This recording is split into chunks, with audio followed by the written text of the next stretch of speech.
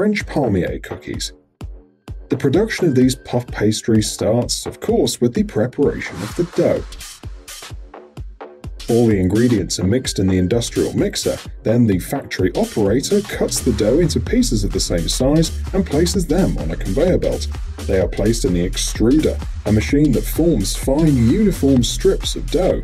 A layer of butter is then placed on top of the strip, which is also formed by the extruder. Then the dough is folded to cover the layer of butter, and the next machine squeezes the layers together, mixing them. The next step is making the laminated dough. The strips are stacked on top of each other and sprinkled with sugar to form 6 layers. The only thing left to do is to fold the dough in the shape of hearts and bake it. Every day, about 1 million of these pastry products are made at such a factory. If necessary, the products are immersed in chocolate to give them an extra flavor and an original appearance. After the hearts have cooled down, the workers pack them in plastic boxes and they're sent to the store.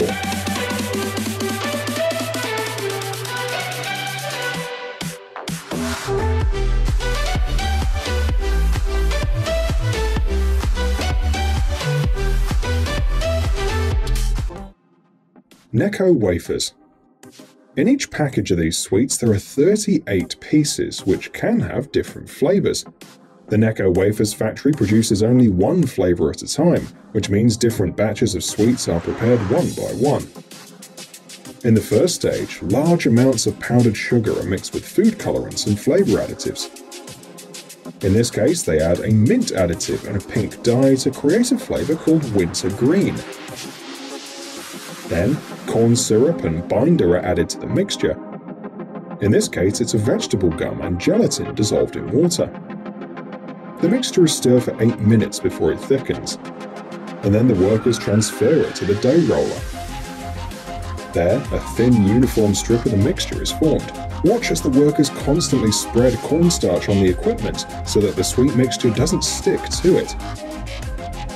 At the same stage, other equipment first stamps the company logo and then shapes the future candies. The product is transported to a multi-stage drying tunnel by means of a conveyor belt. The sweets then pass through the machine 13 times in an hour. Then, the candies are taken to a special room to cool down. The same level of humidity and temperature is maintained there so that the candy obtains the correct consistency. After the quality control, the sweets of different flavors are mixed and sent to the packaging line.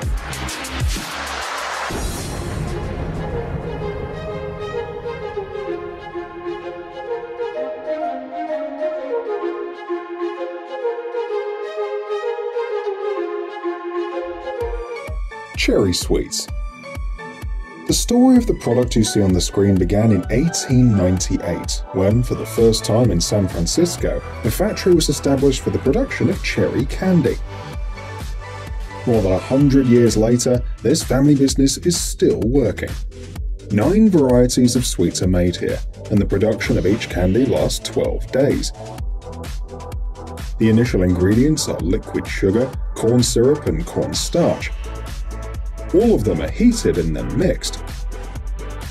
Cherry juice and natural flavors are then added to the resulting mixture.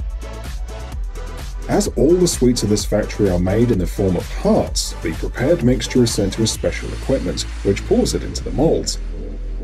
It should be noted that the machine fills 8,000 molds per minute. The molds are also made from cornstarch. Future candy then spends 2 days in a special room where it's cooled and dried by steam. After this, the sweets are separated from the molds by a special machine without human intervention. On a conveyor belt, they are sent to the workshop where they're heated again with steam. The surface of the candy becomes sticky, which is needed because in the next stage they're covered with sugar. This allows the candies not to stick to each other. The hardest job is that of the person who fills the boxes with almost ready sweets, as he lifts about 27 kilograms every minute.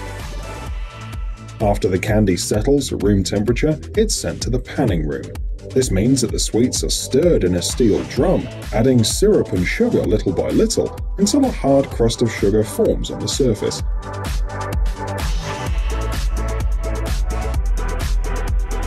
The only thing left to do is to let them cool, polish them in the next drum, and then pack them.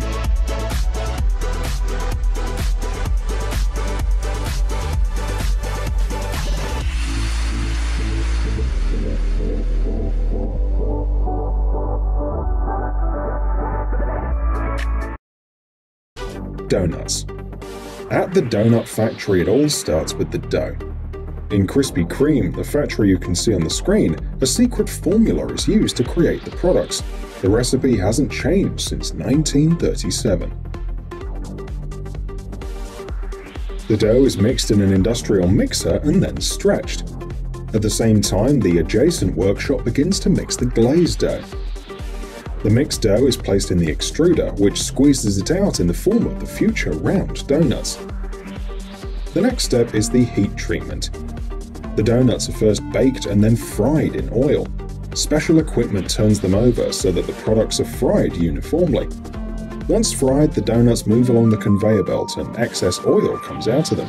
Finally, they're sent to a machine that covers them with a glaze that's been prepared beforehand. At this point, the production process is over. We just have to wait for the donuts to cool down to put them in boxes.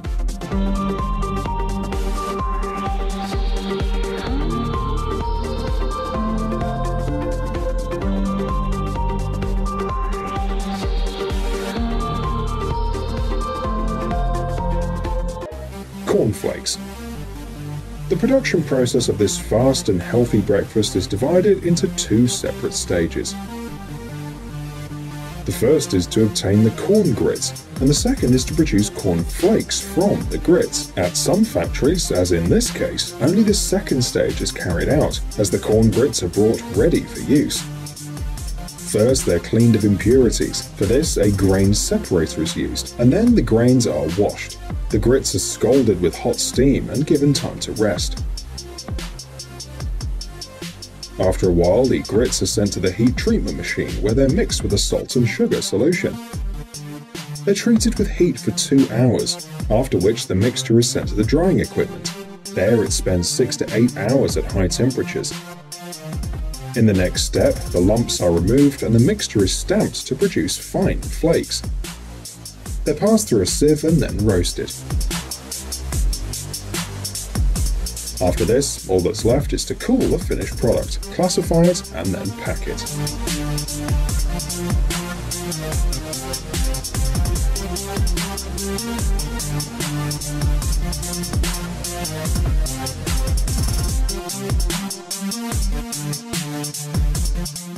Chocolate. The factory, whose work is shown in the video, produces up to 2,000 chocolate bars a day. All production processes are carried out here, from the processing of the cocoa beans to the filling of the finished products.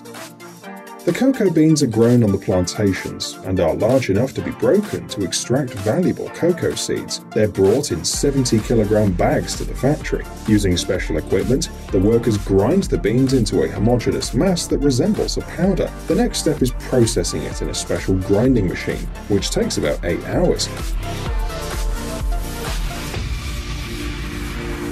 Although the mixture already looks like liquid chocolate, it still has a long way to go to get the right flavor and consistency.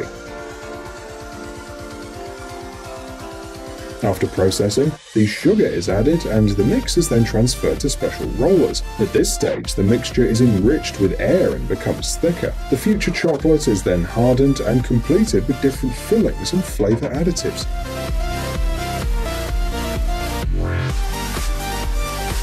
The final steps are filling the special molds, cooling, and packaging.